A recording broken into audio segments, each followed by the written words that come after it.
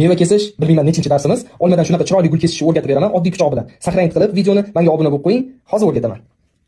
Xullas do'stlar, qaranglar.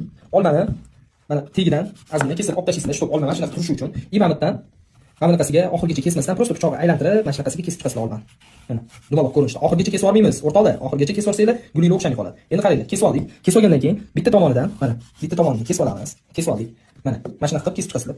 Bitta tomoni kesildi. Bu bo'lsa, ikkinchi tomonni ham xuddi shunaqa qilib kesib olasizlar. Mana kesildi.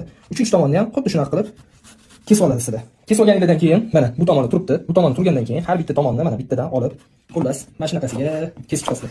Oddiy qanaqa kessanglar, uy sharoitida xuddi shunaqa qilib kesib chiqasizlar. Bo'ldi, kesdik, endi buni qo'ydik. Qo'yganimizdan keyin qolganlarini ham xuddi shunaqa ko'rinishda mana kesib chiqiladi. Kesib oldik. Buni ham qo'yib qo'ydik. Mana uchinchisini ham xuddi shunaqa qilib kesasiz.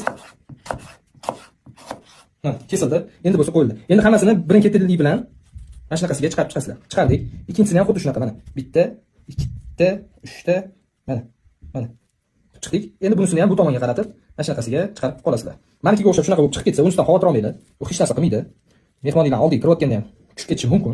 Lekin bu juda ham idealniy va chiroyli bo'lib chiqadigan gul. Bu seli bo'ladi. Bu juda ham tarelkada ham chiroyli ko'rinadi. Hozir tarelkada ham bitta ko'rsatib beraman.